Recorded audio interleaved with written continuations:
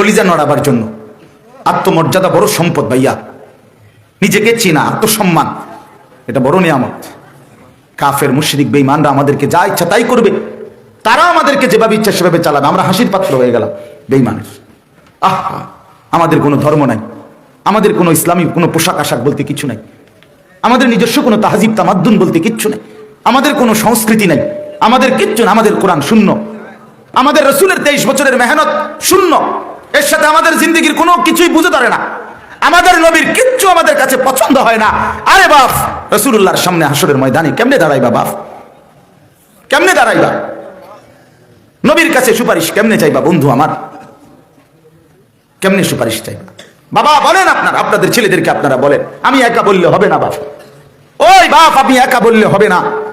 মায়েরা আপনাদেরকে বলি, আমি একা বললে হবে না, প্রতিটা মা জিম্মাদার, প্রতিটা বাবা জিম্মাদার। আপনার জীবনের সাধনা আপনার সন্তানের চরিত্র, আপনার জীবনের সার্থকতা আপনার স্ত্রীর পবিত্রতা, আপনার জীবনের সার্থকতা আপনার মেয়ের চরিত্রের পবিত্রতা।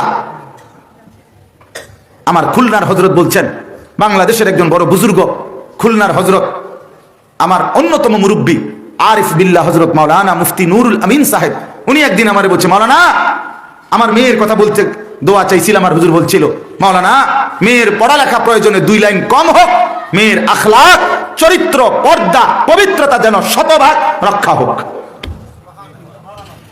পর্দার ব্যাপারে কোনো কম্প্রোমাইজ করবেন না, মেয়ের ইজ্জতের ব্যাপারে, সতীত্বের ব্যাপারে, পর্দার ব্যাপারে পড়াশোনা দরকার হলে 2 লাইন কম হোক, সমস্যা হবে না।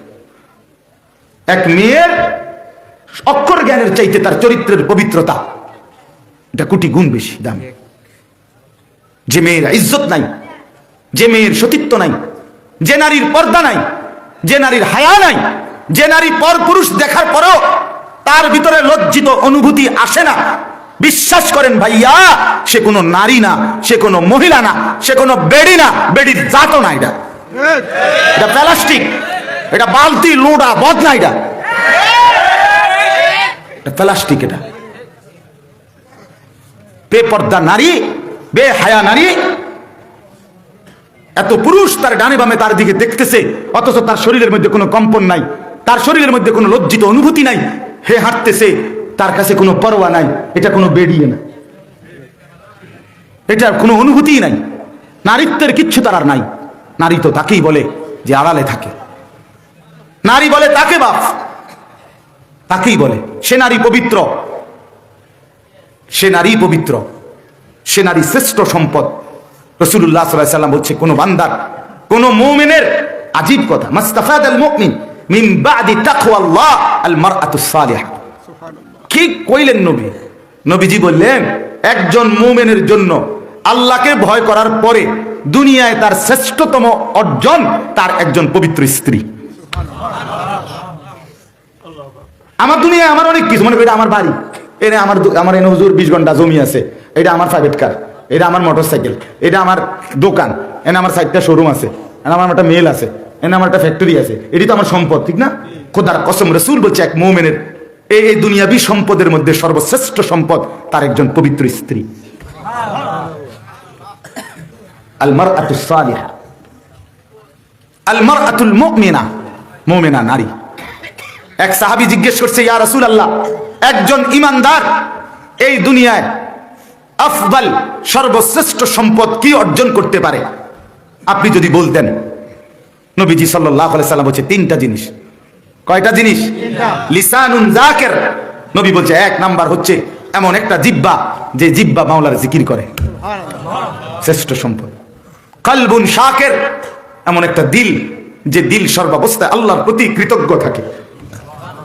3 নাম্বার জাওজাতুম মুমিনা, একজন পবিত্রা, ঈমানদার, নেককার, সতী সাধ্বী স্ত্রী।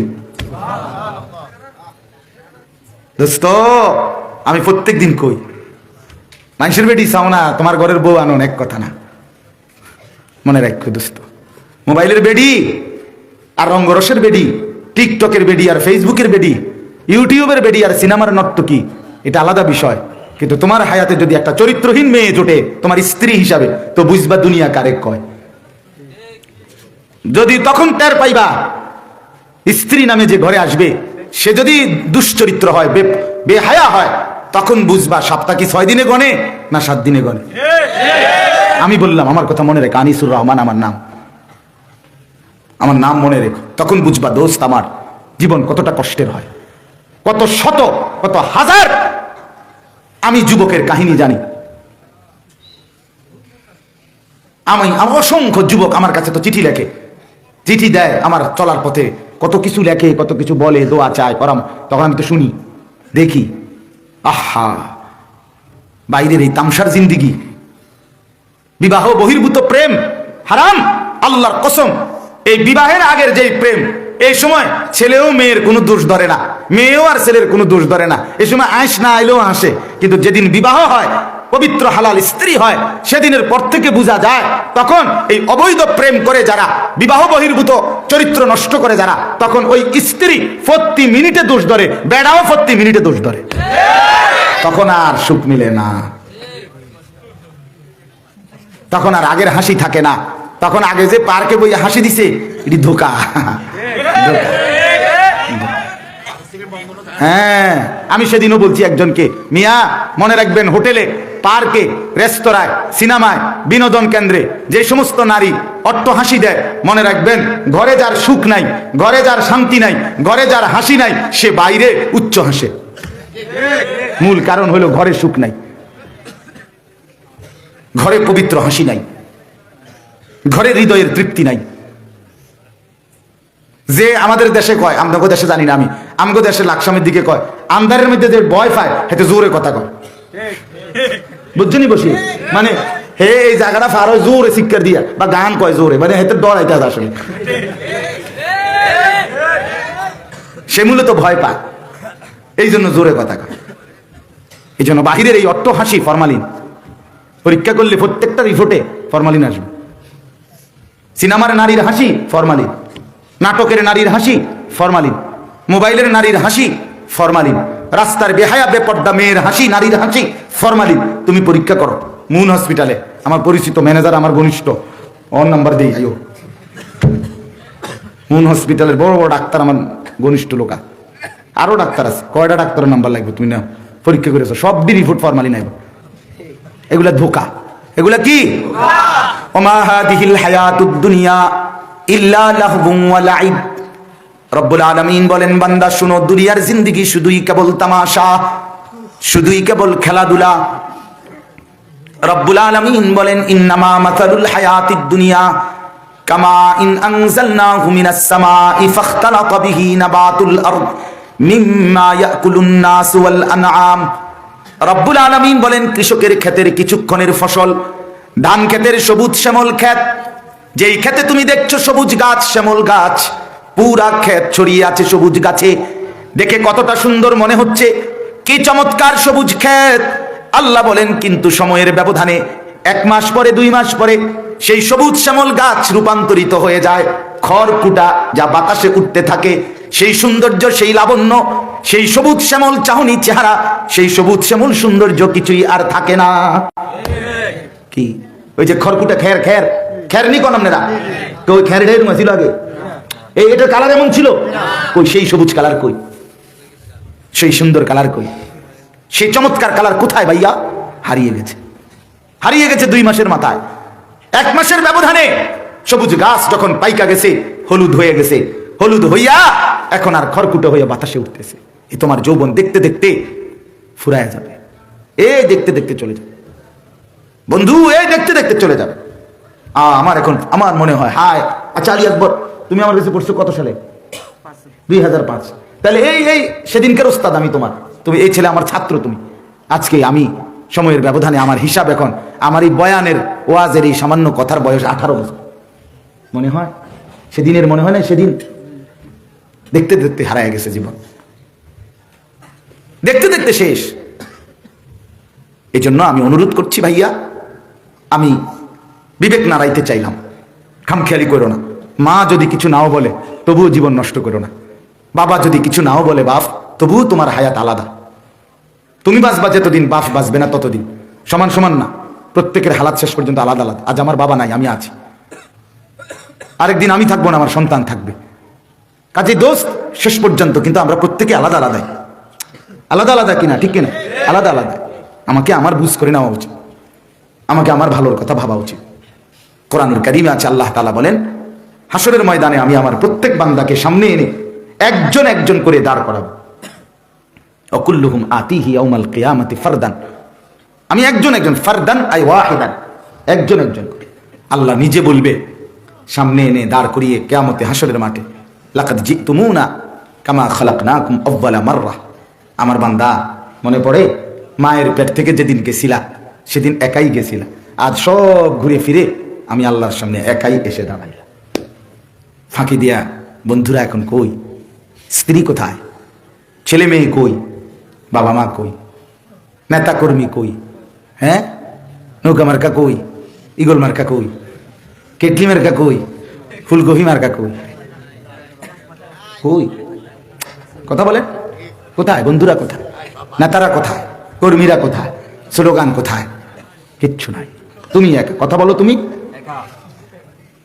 আল্লাহ বলবেন, বলো বান্দা, আজ জিজ্ঞেস করব আমি, তোমার পুরা হায়াত বুঝাই দিবা তুমি, তুমি বুঝাই দিবা। একটা শব্দ কাউকে জিজ্ঞেস করতে পারবা না, তুমি বলো লিমা ফাআলতা হাদা, লিমা তারাকতা হাযা। এইভাবে আল্লাহ তাআলা আমলনামা ধরে ধরে আল্লাহ জিজ্ঞেস করবে, আমার বান্দা বলো এটা কেন করলা, এটা কেন ছাড়লা, শনিবার ফজরের নামাজ কেন পড়লা না, রবিবার ফজরের নামাজ কেন পড়লা না, বলো বান্দা বলো। আল্লাহ আমাকে মাফ করে দেন। আমার ভাই, আমার বন্ধু, খামখেয়ালি না, খামখেয়ালি করা যাবে না। এই হায়াত আর ফিরবে না, এই রাত আর আসবে না। দেখতে দেখতে 2023 সাল চলে গেছে, আরেকটা নতুন সাল শুরু হয়ে গেছে, ঠিক না? হ্যাঁ, 2 দিন চলে গেছে। এই কেমনে কেমনে জানি চলে যায়, কেমনে কেমনে জানি। আমি সকালবেলা সারা রাত ওর ঘুমা থাইকা সকালে কিছুক্ষণের জন্য ঘুমাই, চোখ মেলেই দেখি 12টা বাজে।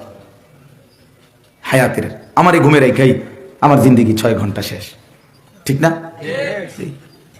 আজকে একটা মিটিংয়ে গেছি, আমাদের কওমি মাদ্রাসা সংগঠনের মিটিং, বুড়িচক। মিটিংয়ে গেছি, মিটিংয়ে কদ্দুর বসছি, মিটিং থেকে আসছি, মাগরিবের ওয়াক্ত হয়ে গেছে। গেছি সকাল 10:30। মানে এই একটা মিটিং কদ্দুর সারতেই সারাদিন শেষ। সময় একদম এতটা কম এখন, হায়াত আশ্চর্য। 1 সপ্তাহের কাম গুছাইলে মনে হয় অল্প কদ্দুর, মানে তেমন কিছু হয় নাই, তেমন কিছু হয় নাই। সাংঘাতিক ব্যাপার। এটা রাসূলুল্লাহর হাদিস। নবীজি সাল্লাল্লাহু আলাইহি সাল্লাম বলেন, কিয়ামতের পূর্বে ইয়াতাকারাবুজ জামান, সময় কমে যাবে, কমে সময় কাছাকাছি হয়ে যাবে। রাসূলুল্লাহ বলছেন, ভাইয়া 1 বছর 1 মাসের মতো হবে। সানাতুন কাশাহরিন, 1 মাস 1 সপ্তাহের মতো মনে হবে, 1 সপ্তাহ 1 দিনের মতো মনে হবে, 1 দিন 1 মুহূর্তের মতো। ওই যে রমজান আইসা পড়ছে, খবর আছে নি আপনার? এই যে সেদিনে না গেল রমজান, কোরবানি আইসা পড়ছে। অনেকের ঘরে দেখা যাবে কোরবানির গত বছরের গোশত ফ্রিজে রয়ে গেছে। হাই হাই, কিও কও কোরবানি আবার আইয়া লাইছে তো। মানে এতটা দ্রুত চলে সময় এখন। আমরা কিয়ামতের পূর্বক্ষণে আছি। অতএব ছেলে আমার, বাপ আমার, তুমি তোমার হায়াত নষ্ট করো না।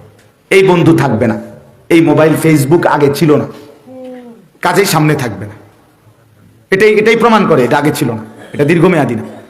এই বড় মোবাইলের এই বর্তমানের এই অবাধ ব্যবহার, এটা বন্ধ হয়ে যাবে, বন্ধ হয়ে যাবে। আমরা ছোটবেলায় দেখছি ঘরকে ঘর সেঞ্জার, ক্যাসেট, এই ফিতাওয়ালা ক্যাসেট। চাচা দেখছেন না ফিতাওয়ালা? ইডি কই অন যদি কোনো কবিরাজে একটা তাবিজে লেগে কয় যে এই ফিতাওয়ালা ক্যাসেটের কদুর ফিতা লাগবে, তাবিজের লাগে, হ্যাঁ তাবিজের অনুমান নাই তো। সেই ফিতার মধ্যে কত হাজার কথা, কত গান, কত গজল, কত ওয়াজ আছে না? কইডি কইও হারিয়ে গেছে, হারিয়ে গেছে। এরকম চ্যাপ্টাওয়ালা ছিল, এডি সিডি একদম চ্যাপ্টা ছিল না, সেডি কই নাই ভাইয়া। এটাও থাকবে। আল্লাহ আমাদেরকে বুঝ দান করেন। আমি মূলত আসলে আমার প্রিয় ভাই হযরত মাওলানা মুফতি জুবায়ের আহমদ সাহেব দামাত বারাকাতুহুমুল আলিয়া, যিনি আপনাদের মাঝে আমার আগে বয়ান করতেছিলেন, বড় চমৎকার।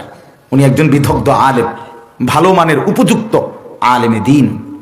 আলহামদুলিল্লাহ কথা বলতেছিলেন, আমিও কিছুটা এসে শুনছি। তো উনি আপনার 18 নম্বর পারা কোরআনুল কারীমের 23 নম্বর সূরা মুমিনুন, এই সূরাটার নাম। এই সূরার শুরু থেকে একজন মুমিনের 7টি গুণ, এইটা বলতে গিয়ে একটা সিফাত মানে একটা গুণ মুমিনের আলোচনা করছে এতক্ষণ। আপনারা শুনছেন না অনেকে? আল্লাযীনা হুম ফি সালাতিহিম খাশিউন, সফল মুমিন, জান্নাতুল ফেরদাউসের অধিকারী হবে মুমিন যেই, সেই মুমিনের 7টি গুণ। তার মধ্যে প্রথম গুণ হলো জান্নাতুল ফেরদাউস পাবে ওই ইমানদার যে নামাজ পড়ে খুশুয়ের সাথে। কিসের সাথে? খুশুয়ের সাথে। খুশুয়ের সাথে, আল্লাহকে ভয় করে, আল্লাহকে ভয় করে, একেবারে ধীরে স্থিরতার সাথে, অন্তর পুরাপুরি আল্লাহর দিকে ফিরিয়ে। এইটার অনেকগুলো ব্যাখ্যা আপনাদেরকে বলছে কিনা বলেন? বলতে গিয়ে লাস্ট একটা কথা বলে গেছে না যে বাকি 6টা আরো আছে, হ্যাঁ 7টা গুণ। তো আমি আবার এখান থেকে এরপরে গুণ আমি পড়ছি, ওনার এটা শুই না, ইচ্ছা করেই পড়ছি যে আমি আর একটু বলি, আরো 2-1টা বলি। আমি বললে আমি একটু আগায় দিলাম, পরে আরেক সময় আরেক ভাবে আপনারা শুনে নিয়েন বা পড়ে নিয়েন। কথা বুঝছেন কিনা বলেন? হ্যাঁ, 7টি গুণ, সফল মুমিনের 7টি গুণ। কয়টি গুণ? জান্নাতুল ফেরদাউসের উত্তরাধিকারী হবে যেই মুমিন, তার 7টি গুণ। কয়টি গুণ? 7টি। কেন? এটা মজার বিষয় হলো এরপরেই আছে একটা জিনিস। আল্লাহ তাআলা এই পৃষ্ঠাতে, এই সূরাতে আল্লাহ তাআলা স্পষ্ট বলছেন, আমি মানুষকে সৃষ্টি করেছি 7টি ধাপে।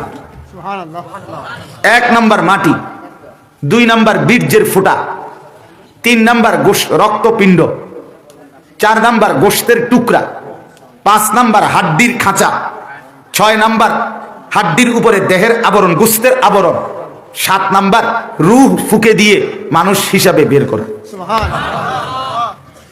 আল্লাহ বলেন মানুষের জন্য আমি মাটির থেকে খাবার উৎপাদন করি 7 আইটেমের। কয় আইটেমের? 7 আইটেমের। 7। فأنا صببنا الماء صبا ثم شققنا الأرض شقا فأنبتنا فيها حبا। এই যে আমি আল্লাহ তাআলা মানুষের জন্য মাটি থেকে যাবতীয় উদ্ভিদ, ছোট ছোট গাছ, উদ্ভিদ এই উৎপন্ন করি। ওয়া ইনাবা, আঙ্গুর, ও কাদবা, তরি তরকারি, ও জৈতুনা, জৈতুন তেল এবং অন্যান্য তেল জাতীয় জিনিস, হাব্বা ওয়া ইনাবা ওয়া কাদবা ওয়া জৈতুনা ওয়া নাখলা, এবং খেজুর, ওয়া হাদাইকা গুলবা। 6 নাম্বার হলো ঘন বাগানে ফল ফসল, ওয়া ফাকিহা, যাবতীয় ফল ফলাদি। এই 7টা আমি আল্লাহ মানুষের জন্য জমিন থেকে 7 আইটেমের শস্য, আঙ্গুর, তরকারি, তেল জাতীয় জিনিস, এরপরে খেজুর, এরপরে ঘন বাগানে ফসল, এরপরে গাছের ফল ফলাদি, এগুলো সব জমিন থেকে উৎপন্ন করি। তাহলে মানুষকে আমি আল্লাহ বানিয়েছি কয় ধাপে? মানুষের জন্য খাবার খাওয়াচ্ছি কয় আইটেমে? 7 আইটেম। মানুষের গুণ হবে এই জন্য 7 আইটেম। 7কে আরবিতে আদদে তাম বলে। একটি পূর্ণাঙ্গ, কোনো কিছু পূর্ণ হয় 7 দ্বারা, আদদে তাম বলে এটারে, পূর্ণাঙ্গ একটা সংখ্যা। যেমন হজ্জের মধ্যে হাজি সাহেবরা আল্লাহর ঘর তাওয়াফ করে, 7 বার চক্কর দিলে পূর্ণ হয় 1 তাওয়াফ। এরপরে হজ্জের মধ্যে আপনার সাফা মারওয়া পাহাড়ে সাই করে, হাঁটে, আপনার এই পাহাড় থেকে ওই পাহাড়ে, ওই বিবি হাজেরার ইসমাইলের স্মরণে। তো এইটা 7 বার এই হাঁটলে, সাই করলে এটা পূর্ণ হয়। এটাও 7। এটা কত? 7। এটা 7। কোরআনুল কারীমের মধ্যে সূরা ফাতিহা, এইখানে আল্লাহ তাআলা নিজের নাম, নিজেকে সম্বোধন করেছেন 7 বার। 7 বার। আল্লাহ এই 1, রব এই একটা, মালিক না আর রহমান 3, আর রহিম 4, মালিক, মালিক ইয়াউমিদ্দিন, এই যে এই মালিক 5, ইহদিনাস সিরাতাল মুস্তাকিম, ইহদি এর মধ্যে আমতা মানে আপনি, এরপরে সিরাতাল্লাযীনা আনআমতা, এই আনআমতার মধ্যে আপনি, এনো আল্লাহ। এই 7 বার। 7 বার। আর অনেক কিছু আছে এরকম, মানে 7-এর একটা বিশেষত্ব আছে। 7-এর একটা কি আছে? বিশেষত্ব। এজন্য আল্লাহ তাআলা বলে তোমাকে বানিয়েছি 7 ধাপে, তোমার খাবার দিচ্ছি 7 ধাপে, তোমার আমল হইতে হবে 7 ধাপে, বিনিময়ে মিলবে তোমার জান্নাতুল ফেরদাউস, সর্বোচ্চ জান্নাত, সর্বোচ্চ জান্নাত। 8টি জান্নাতের মধ্যে সবচেয়ে উঁচা জান্নাত জান্নাতুল ফিরদাউস। জান্নাতুল ফিরদাউসের ছাদ আর আল্লাহ তাআলার আরশের ফ্লোর। নবীজি বলছেন ইজা সাআলতুমুল্লাহাল জান্নাহ ফাসআলুহুল ফিরদাউস, তোমরা যখন আল্লাহর কাছে জান্নাত চাইবা একবার বড়টা জান্নাতুল ফিরদাউস চাইবা। চাইবা হে হেন বড় চাই ফরে যাওয়াই বই। হ্যাঁ, নবীজি সাল্লাল্লাহু আলাইহি সাল্লাম বলেন 8টি জান্নাতের মধ্যে 7টি জান্নাতে জান্নাতীরা আল্লাহ এবং রাসূলের সাক্ষাৎ পাবে নির্দিষ্ট সময়ে, কিন্তু জান্নাতুল ফিরদাউসের অধিকারী যারা তারা আল্লাহ এবং রাসূলের সাক্ষাৎ পাবে 24 ঘন্টা। সুবহানাল্লাহ, 24 ঘন্টা সারাক্ষণ আল্লাহ এবং রাসূলের সঙ্গ পাবে। এই জন্য জান্নাতুল ফিরদাউস শ্রেষ্ঠতম নিয়ামত, শ্রেষ্ঠতম নিয়ামত। আল্লাহ তাআলা এই 7টি গুণের মাধ্যমে একজন মুমিনকে বলছে আমি তোমাকে জান্নাতুল ফিরদাউস দিয়ে দেব। সুবহানাল্লাহ, উলাইকা হুমুল ওয়ারিসুন আল্লাযীনা ইয়ারিসুনাল ফিরদাউস। এই জান্নাতুল ফিরদাউস নিজেকে ইমাম সাহেব করে কইবেন, সব দিদার আমরা এখন শেষ করতে পারবো না। আপনাদের যার যার মসজিদের ইমাম সাহেবকে বলবেন যে হুজুর 18 নম্বর পারা 23 নম্বর সূরা সূরা মুমিনুন, এই সূরায় প্রথমে জান্নাতি ফিরদাউসের মুমিনের 7টা গুণ আছে, এগুলো শুনান। এটা সহজ, ইমাম সাহেব সবাই কইতে পারবেন, এর কোনো বক্তা হওয়া জরুরি না। মসজিদের ইমাম সাহেব আপনি তার থেকে শুনে নেবেন, ইমামকে কদর করবেন, মুয়াজ্জিনকে কদর করবেন, তাইলে নিজের ভিতরে ঈমান আমলের জজবা আসবে। যে মানুষ ইমামকে সম্মান করে, মুয়াজ্জিনকে সম্মান করে, আল্লাহর কসম তার ভিতরে ইবাদত পালন করার, আল্লাহকে মানা, আখিরাতের ফিকির ধীরে ধীরে অল্প সময় আসতে শুরু করে। আমি ওই বক্তা, আমি আমারে খুব কদর করলেন। আমি কি ইসলামের দেশের থেকে আইছি? তো কথা বলেন না কেন? আমি কি ইসলামের দেশের থেকে আসছি? আমি মঙ্গল গ্রহের হুজুর, তো আমি মাটির তলাতে বেরিয়েছি, তাইলে আমি তো কোনো মহল্লা থেকে আসছি। আপনারা এখানে থাকেন, সে এখানে ইমাম এখানে থাকে, তা আমি ময়নামতি থাকি, তা আমি কি আসমান থেকে আসছি নাকি? তাইলে বলে এটা কোনো কথা না যে দূরের হুজুর আসলে কদর হবে, কাছের ইমাম সাহেব আর আমরা। অনেক মানুষ লজ্জাজনক কথা এটা বলে, আসরের পরে কে বল এ হুজুর আমরা ইমাম সাহেব আছে এলাকার হুজুর টুজুর রাখি, হুজুর বলে টুজুর হয়ে গেছে এলাকার হওয়াতে উনি হুজুরের লগে টুজুর হয়ে গেছে। আর রাত 10টায় যিনি ওয়াজ করবে উনি হলেন প্রধান বক্তা, আন্তর্জাতিক খ্যাতি সম্পন্ন মুফাসসিরে কোরআন, বিশিষ্ট ইসলামী চিন্তাবিদ, দাউদকান্দি ব্রিজ, যমুনা ব্রিজ, পদ্মা সেতু, সিমেন্টের বস্তা, চালের বস্তা, আটার বস্তা, উনি। সুবহানাল্লাহ, হুজুর কই, টাইটেল কই, উনি কই, পোস্টার কই, কারবার টাইটেলের অভাব, ধোকা, এগুলো সব ধোকা, সব ধোকা বেটা। এটা আল্লাহর কথা যে বলে সেই দাম, সব প্রধান বক্তা, মসজিদের ইমামও প্রধান বক্তা। আল্লাহর কথা যে বলে, আল্লাহর কথা যে ডাকে, আল্লাহর দিকে যে ডাকে, আল্লাহর কসম প্রত্যেকেই দামি, প্রত্যেকেই সম্মানী। আমার খুলনার হযরত বলছে, কোন মসজিদের মুয়াজ্জিন, কোন মসজিদের ইমাম কসম খোদার হযরত বলে সরাসরি আল্লাহ বলে।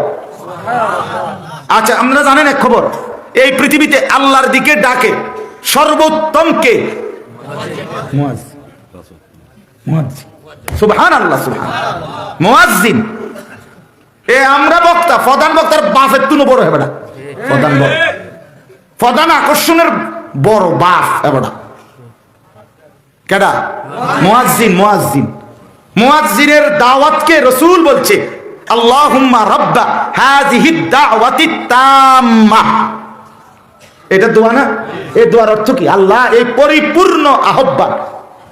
এই জন্য মুয়াজ্জিনের আযানই হলো আল্লাহর দিকে সর্বশ্রেষ্ঠ পূর্ণাঙ্গ পরিপূর্ণ আহ্বান। সুবহানাল্লাহ। তাহলে কেমন কদর পাওয়ার কথা মুয়াজ্জিন? নাই, মুয়াজ্জিনের মুয়াজ্জিন সাহেব এটা আজ 35 বছর ধরে, 85 বছর ধরে একজন বুড়া মানুষের থুইয়া দিছে, এবার মুয়াজ্জিন, বেতনও নাই, বেটার দিকে কেউ ফিরে আসে না। মুয়াজ্জিন আর কিতা? এটা মুয়াজ্জিন তো মুয়াজ্জিন না, এটা কিচ্ছু না, এটা কিচ্ছু না। টাইলস বদলাম, মুয়াজ্জিন বদলাইও না, টাইলস বদলাম। ইমাম সাহেবের বেতন 500 টাকা বাড়াইবেন? হ্যাঁ হুজুর, শেষ পর্যন্ত আপনারাও টিয়া সিগনালাইছেন। তুমি বেটা, তুমি নিমক হারাম, তুমি মূলত এক আলেমে দ্বীনের কদর চিনলা না। তুমি কি বললা? ইমাম সাহেবের জরুরত নাই, ইমাম সাহেবের প্রয়োজন নাই, মসজিদের গ্রিল আছে, কয়টি বদলাইয়া SS5 লাগাইব, SS5 আছে, এটি বদলাইয়া থাই গ্লাস লাগাইব। আমি তো জানি, আমি আজকে 1-2 বছর তো না এই গাঁটার পানি খাই না, কি আমি তো জানি আমি তো জিগাই কি লেখা কালেকশন, কয় যে হুজুর এটি বদলাইয়া এনে থাই গ্লাস লাগাইব। ইমাম সাহেব আছে, আমরা গরিব এলাকার মানুষ, 3,500 আগে আসছিল 6,000 করছি। ওই দিন বসির ওই যে খাপুরা গেছিলে তোমরা, এই খাপুরা আমরা গেছিলাম এক জায়গা, ওই টনকি বাঙ্গুরার লগে আর কি একটা গ্রাম। এক ইমাম সাহেব আমার জড়ায় ধরে বলছে, আমার কলজাটা ছিঁড়ে গেছে। ইমাম সাহেব বলতেছে হুজুর আমি আজকে 17 বছর এই মসজিদে ইমামতি করি, আমার বেতন 7,000 টাকা। বলেন সে কি এই সমাজের মানুষ না? এই বাজারে তার জন্য কি আলুর দাম বাড়ে নাই? ও বাপ বলেন না, এই বাজারে তার জন্য কি তরি তরকারি মাছের দাম বাড়ে নাই? তা আপনাদের বিবেকের দাম বাড়লো না কেন? আপনাদের বিবেক কোথায়? আপনাদের বিবেক কোথায় বলে? আপনাদের কাছে অনুরোধ করলাম, মসজিদ কমিটির যারা আছেন, মসজিদের সাথে যারা সম্পৃক্ত আছেন, বাপ ইমাম মুয়াজ্জিনকে মসজিদের সমস্ত কিছুর চাইতে সর্বোচ্চ কদর করবেন। দেখবেন আপনার দাম আল্লাহ বাড়াবে, আপনি উপকার হবে। উপকার, মসজিদের ইট বালু সিমেন্ট, মসজিদের জুতার বাক্স সবই দাম, কিন্তু মসজিদের ইমাম মুয়াজ্জিন তার চাইতে কোটি গুণ বেশি দাম। এটা খেয়াল রাখা চাই, এটা খেয়াল রাখা চাই। আলেমে দ্বীনকে কদর করা, ইমাম সাহেবকে কদর করা। আমি তো বলি, আমার এটা অভিজ্ঞতা, আমি বললাম কোন মুসলমান যদি ইমাম মুয়াজ্জিনের কাছে শুধু বসেন, শুধু বেড়া ওয়াজ করতে জানে না, কম জানো, কিন্তু উনি যে আল্লাহকে সেজদা দেয় 5 ওয়াক্ত, এটা কি আপনি অস্বীকার করতে পারবেন? তার এই সেজদার বরকতে আপনি শুধু তার সামনে বসে থাকেন, কোনো ওয়াজ লাগবে না। বলে কি লেখা বলছেন চাচা, আপনি দিগুদুর কুদু চাইয়ে থাকুন, মুয়াজ্জিনের সামনে বসেন, ইমামের সামনে বসেন, দেখবেন আল্লাহ তাআলা আপনার দিলে আল্লাহর মহব্বত তৈরি করে দিবেন। হ্যাঁ, যদি ওনার কোনো ত্রুটি থাকে সেটার জন্য অবশ্যই তিনি দোষী। ও মুয়াজ্জিন আবার বিড়িও খায়, তাইলে তো অবশ্যই এটা এই ব্যক্তির ত্রুটি। কথা বলেন, এটা কি আজানের ত্রুটি? এটা তো তোমার খাসিয়ত খারাপ। ইমাম সাহেব কিন্তু মানুষের বেডির লোকে গিয়ে কথা কয়, হ্যাঁ, তো এটা তুমি খারাপ বেড়া। আমরা সারা পৃথিবীর ইমাম তোমার কারণে দোষী হইতে পারে না, তোমার বদ অভ্যাস, তুমি মানুষের বেডির লোকে কথা কও। অতএব ইমামকে কদর করবেন, মুয়াজ্জিনকে কদর করবেন, বলেন ইনশাআল্লাহ। তো বলতেছিলাম জান্নাতুল ফেরদাউস মিলবে এই 7টি গুণ যদি হয়। 1 নাম্বার গুণ হলো যার নামাজ সুন্দর। সোজা কথা হলো যার নামাজ সুন্দর, নামাজ সুন্দর করা। আরে ভাইয়া অনেক বড় গুণ। আমি হযরত মাওলানা মুফতি জুবায়ের সাহেব যখন বলতেছে নামাজের সৌন্দর্যের কথা, খুশুওয়ালা নামাজ, আমার খুব মনে পড়তেছে। আমি সব তোমার দিকে চাইয়া রয়েছি, তখন আমার সাথে এরশাদ ভাই ছিল, আমি ওনারও কইছি, তোমাকে চেহারা দেখে তো অসংখ্য ছেলের মনে হইতেছে আজকের সারাদিনে একটা সেজদা কপালে নাই। তুমি নামাজ সুন্দর করবা কেমনে? তুই তো নামাজই পড়ো না। আহা বন্ধু, আহা, তুমি তো এক জন্তু জানোয়ারের জিন্দেগি কি বেছে নিয়েছ। সেজদাবিহীন জীবন তো জানোয়ারের জীবন, সেজদাবিহীন জীবন কুত্তার জীবন, সেজদাবিহীন জীবন কুত্তার জীবন। বলে কুত্তা কইয়া এলেন, আমি কইলাম সহ্য হয়নি। বলে এত বড় কথা বললেন, আমরা দাওয়াত দিয়ে আনছি না। আল্লাহ বলছে কোরআনুল কারীমের মধ্যে আছে, নাফরমান বেঈমান আল্লাহ বলছে ফামাসালুহু কামাসালিল কালব। কোরআন ফামাসালুহু কামাসালিল কালব অর্থ কি কও? কালব অর্থ কি কও তুমি? তো আল্লাহ বলছে তার উদাহরণ কুকুরের মতো। দোস্ত আমার, এটা কোরআনের আয়াত। হ্যাঁ, কিসের আয়াত? এবার তুমি গারফাত দাও, এবার তুমি কও, কিছু বলার থাকলে বলো। কোন কিছু বলার সাহস আছে কারো? আল্লাহর কোরআনের সামনে কিছু বলার সাহস? তুমি কইয়া চাও না, তোমার তো হেরা নামাজ না ভুলে গেছে, বাকিরা কন্যা সমান করে লাগবে। কি তারে কষ্ট তুই বেড়া, বেটা নামাজ না ভুলে পড়ছি, তোরে কন্যা হলি বেড়া, এরপরে আবার রুজু করো। তুই কোরআনের বিরুদ্ধে কস বেটা, ঘুষে এলাম বেটা, ঠিক কিনা বলেন? হ্যাঁ, এজন্য বন্ধু প্রথম সিফাত মুমিন, জান্নাতি মুমিনের, সে নামাজ তো ছাড়বেই না, বরং নামাজকে প্রতিনিয়ত সুন্দর করবে। কি করবে বলেন? খুশুওয়ালা নামাজ দেখে যেন দিল জুড়ায় যায়, নামাজ দেখে যেন প্রাণ জুড়িয়ে যায়। নামাজ মুমিনের রাসূল বলছে কুররাতু আইনি আস-সালাহ, আমার চোখের শীতলতা, আমার চোখ ঠান্ডা হয় আমি রাসূল যখন নামাজে দাঁড়িয়ে যাই। হাদিসের মধ্যে আছে রাসূলুল্লাহ সাল্লাল্লাহু আলাইহি সাল্লাম ইজা ফাজা আমরুন, রাসূলুল্লাহ সাল্লাল্লাহু আলাইহি সাল্লাম যখনই কোনো বিষয় পেরেশান হতেন। ইজা আসাবাহু শাইউন, যখনই তার কোনো মুসিবত, পেরেশানি, অস্থিরতা লাগতো, আল্লাহর কসম নবীজি সাল্লাল্লাহু আলাইহি সাল্লামের সাহাবীরা বলেন ফাজা ইলা সালাহ, ছুটে যেতেন নবী নামাজের দিকে, দ্রুত করতেন, নামাজে দাঁড়িয়ে যেতেন। নামাজে দাঁড়াইলে রাসূল বলেন আমার গোটা দুনিয়া, আমার কলিজা, দিল, দিমাগ সব ঠান্ডা হয়ে যেত। নামাজ আমার চোখের শীতলতা, কুররাতু আইনি। নামাজ চোখের শীতলতা, নামাজ অন্তরের প্রশান্তি। আমার ভাই, নামাজ ছাড়া মুমিনের স্বস্তি হইতে পারে না, মুমিনের তৃপ্তি আসতে পারে না। মুসলমান মানেই তাকে বলে যে নামাজ পড়ে, যে নামাজ পড়ে, যে নামাজ পড়ে। এজন্য বন্ধু, এটা গুরুত্ব দেওয়া উচিত, নামাজকে সুন্দর করা। নামাজের মধ্যে ফরজ আছে, নামাজের মধ্যে সুন্নত আছে, ওয়াজিব আছে, নফল মুস্তাহাব আছে, সব গুনে গুনে খুঁজে খুঁজে ঠিক ঠিক করে আদায় করা। চাচারা, আপনাদেরও বলি, চাচা, ও চাচা, আপনাদের অনেক চাচা দুই ঠ্যাং ফিসি দিয়ে আলগি দিয়ে আলান নামাজের মধ্যে। আমি বহুত দেখছি চাচা নামাজের সেজদা দিয়ে দুনো ঠ্যাং ফিসি দিকে কি উঠে। আপনার নামাজ কিচ্ছু হয়েছে না, আপনার নামাজ হবে না, হবে না, দৈন্তান নয় কান না। কথা বুঝছেন না? অসংখ্য মুসলমান, আপনার 60 বছরের ভিতরে, আপনার কলিজাটার ভিতরে এই অনুভূতি আসলো না, কিরে আমি কত বছর ধরে ইমাম সাহেবের সূরা কেরাত শুনি, মাগরিবের নামাজ, এশার নামাজ, ফজরের নামাজ, এই 3 নামাজে তো ইমাম সাহেব আওয়াজ করে কোরআন শরীফ পড়ে, সূরা কেরাত পড়ে। তাহলে আপনি শুনতেছেন ইমাম সাহেবের পড়াটা কিরকম, আমনের সূরা কেরাত এরকম না, আপনি এটা বুঝতেছেন, তাহলে আপনার কি উচিত ছিল না যে আমার সূরা কেরাতটা ঠিক করা দরকার? এদ্দুর দেমাগ 60 বছরে হইল না আপনার, আপনি কতবার ছাবাইলেন, কি খাইলেন আপনি জীবনে, আপনি কিতা বুঝলেন? আপনি বুঝবেন কখন? আপনি মুসলমানের কলিজাতে এটা আসবে কোন দিন? কথা বলেন। উনি ইমাম সাহেব, উনি হুজুর মানুষ, আমরা সাধারণ মানুষ, আমরা কি আর হেরুম পড়তে পারুম? আপনি কেরুম পড়লে আপনি সাধারণ মানুষের নামাজ অশুদ্ধ পড়লেও হয়, আপনারা যদি সূরা কেরাত অশুদ্ধও পড়েন তাইলেও আপনাদের নামাজ হবে। এই ফয়সালা কোথায় ফাঁস হয়েছে? মানে এই রেজুলেশনের কপিটা কত দিলে আমার উপকার হইল, এটা এইটাই সিদ্ধান্ত হয়েছে কোথায়?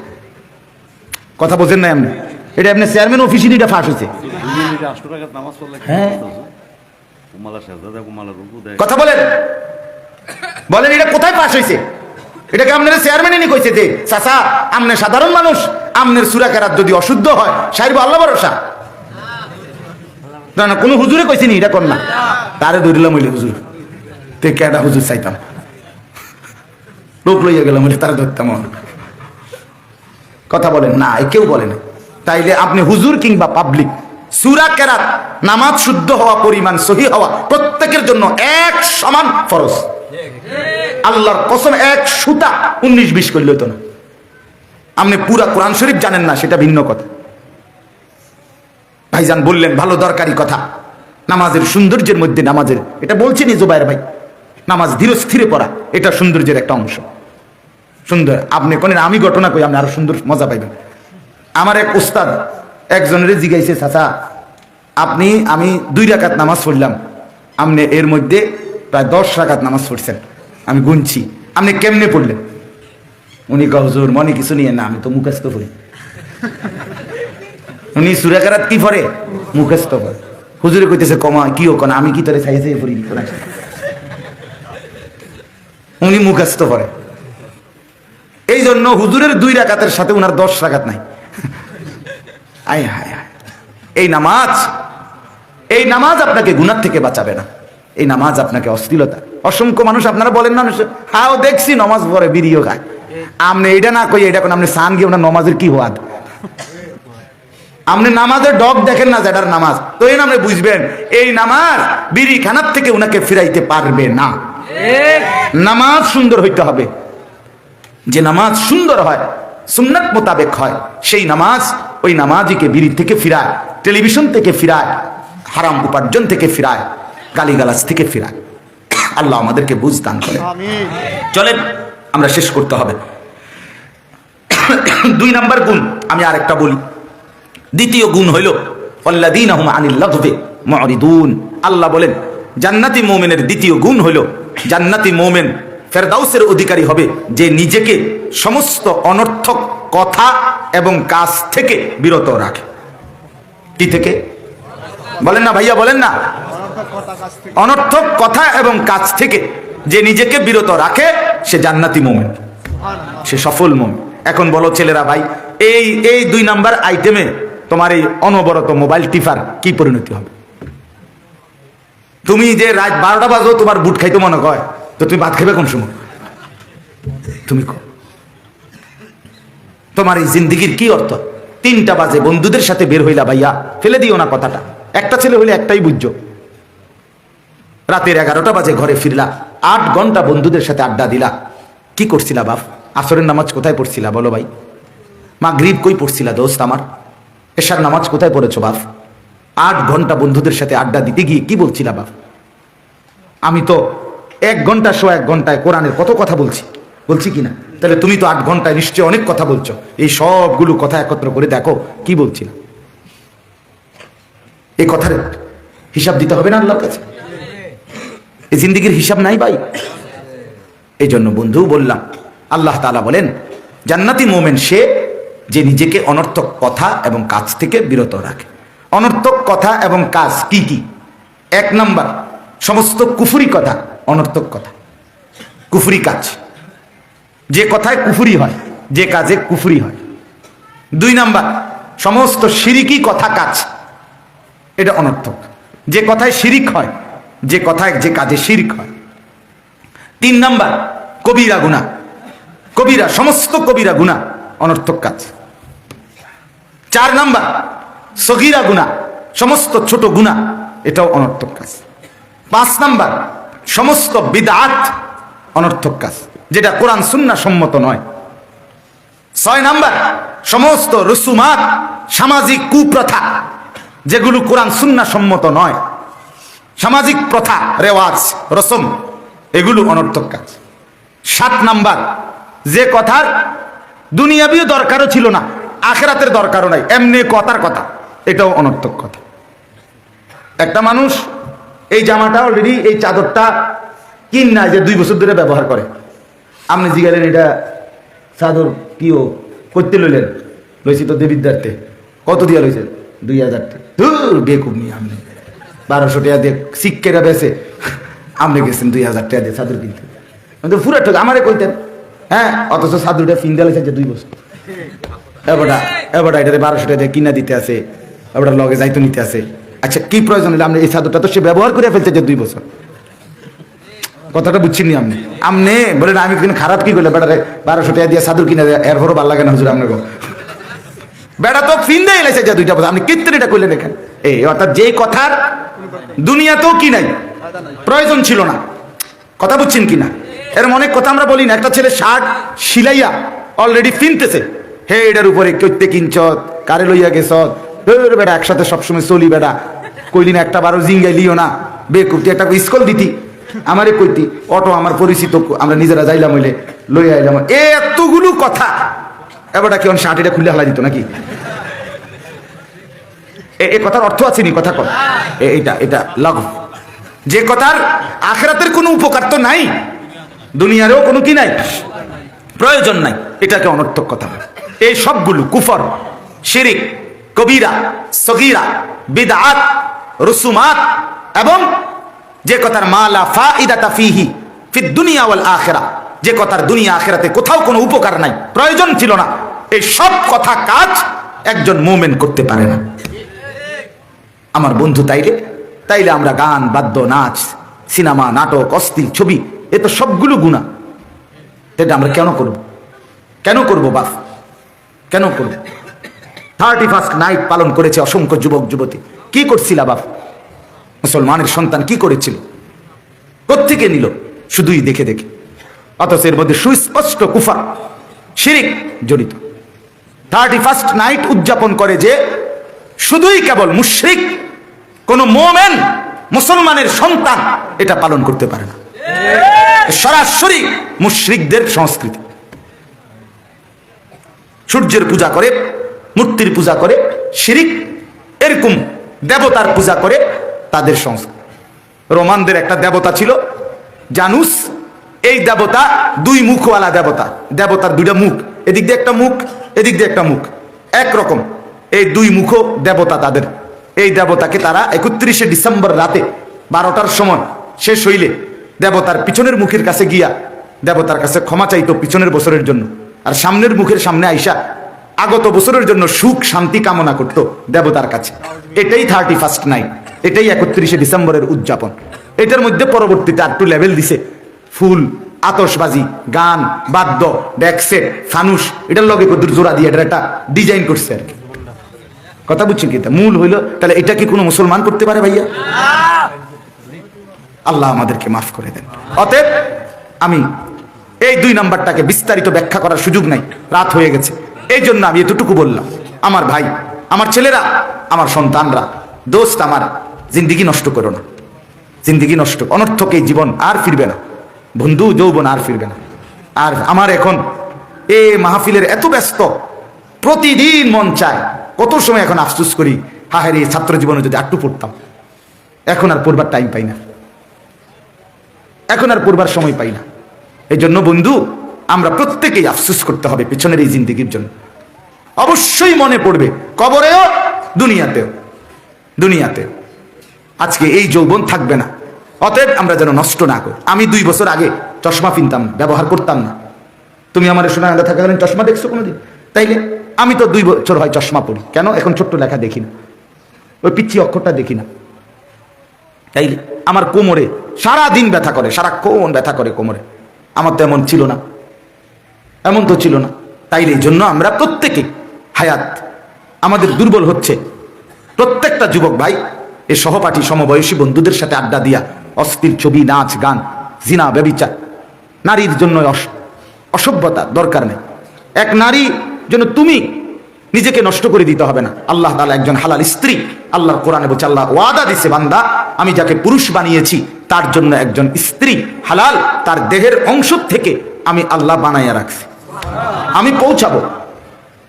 লিতাসকুনু ইলাইহা, আল্লাহ বলে আমি যাকে স্ত্রী হিসাবে পৌঁছাবো তুমি তার থেকে পরিপূর্ণ প্রশান্তি লাভ করবে, সুখ মিলবে।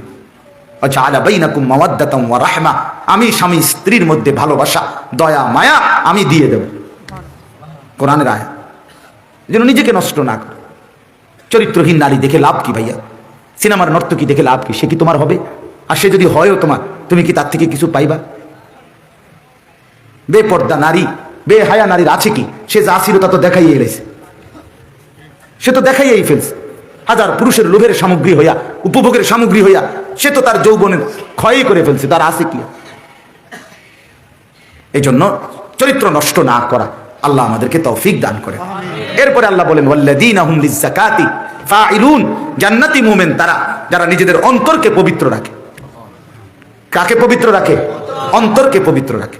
যারা তাদের অন্তরে গুনাহ জমতে দেয় না, নাফরমানি জমতে দেয় না, খারাপ কাজের কল্পনা আসতে দেয় না, আর গুনাহ হয়ে গেলে তওবা করে মাফ চায়, আল্লাহ ওয়ালাদের কাছে গিয়ে নিজের চরিত্রের সংশোধন করে। 4 নাম্বার, এটাই শেষ কথা আমার, ওয়াল্লাযীনা হুম লিফুরুজিহিম হাফিজুন, আল্লাহ বলে যারা তাদের নিজের লজ্জাস্থানকে হেফাজত করে। যারা তাদের নিজের লজ্জাস্থানকে হেফাজত করে, নারী কিংবা পুরুষ, যে তার লজ্জাস্থানকে খারাপ কাজে ব্যবহার করে না, আল্লাহর নিষিদ্ধ পন্থায় ব্যবহার করে না, আল্লাহ বলছে আমি তাকে জান্নাতুল ফিরদাউসের ওয়াদা দিলাম। চরিত্রের গুরুত্বপূর্ণ অংশ ভাইয়া এটা, নিজের লজ্জাস্থানকে হেফাজত করা। কোরআনুল কারীমে আল্লাহ বলছে, কুল্লিল মুমিনিনা ইয়াগুদ্দু মিন আবসারিহিম ওয়া ইয়াহফাজু ফুরুজাহুম, বন্ধু আপনি আমার মুমিন পুরুষদেরকে বলে দেন তারা যেন তাদের চোখ নামিয়ে রাখে, লজ্জাস্থানের হেফাজত করে। নারীদেরকেও আল্লাহ বলছে, কুল্লিল মুমিনাত ইয়াগুদ্দুনা মিন আবসারিহিন্না ওয়া ইয়াহফাজনা ফুরুজাহুন্না, বন্ধু মেয়েদেরকে, নারীদেরকেও বলে দেন তারা যেন তাদের চোখ নামিয়ে রাখে এবং লজ্জাস্থানের হেফাজত করে। কোরআনুল কারীমে আল্লাহ বলছে, যে তার লজ্জাস্থানকে খারাপ কাজে ব্যবহার করে, যে তার লজ্জাস্থানের চাহিদার কারণে চরিত্র নষ্ট করে, নিজের হাতকে মন্দ কাজে ব্যবহার করে, নিজের দিলকে মন্দ কাজে ব্যবহার করে, নিজের লজ্জাস্থানকে মন্দ কাজে ব্যবহার করে, আল্লাহর কোরআন এইখানে আছে 3টা জিনিস তার। 1 নাম্বার হলো সে গায়রুল মাফলুহিন, সে সফল হবে না।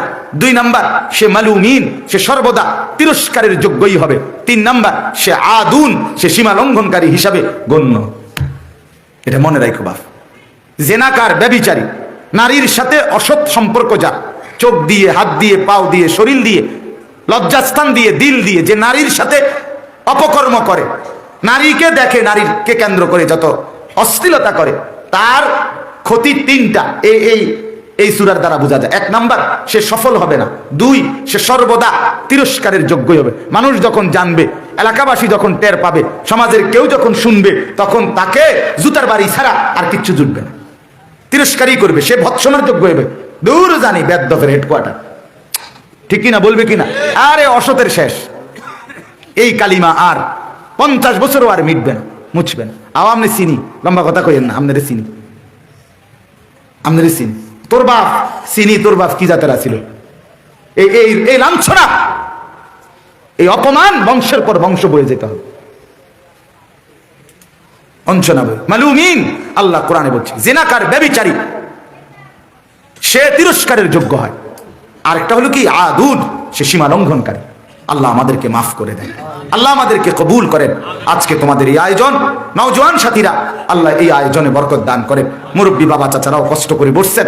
চাচা, আপনাদের কাছে আমার অনুরোধ, বাপ চাচারা বিড়ি সিগারেট খানা এই অভ্যাস ছেড়ে দেন, চায়ের দোকানের আড্ডা বন্ধ করে দেন, টেলিভিশনে নাচ গান দেখা বাবা বন্ধ করে দেন।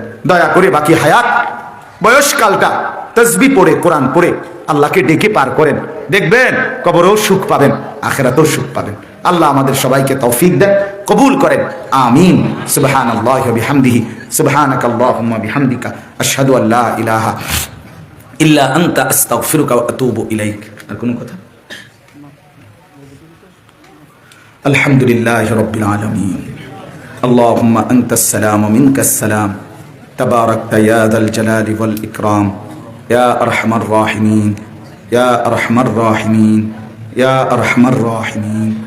ربنا ظلمنا أنفسنا وإن لم تغفر لنا وترحمنا لنكونن من الخاسرين. ربنا آتنا في الدنيا حسنة وفي الآخرة حسنة وقنا عذاب النار. رب ارحمهما كما ربياني صغيرا. ربنا هب لنا من أزواجنا وذرياتنا قرة أعين واجعلنا للمتقين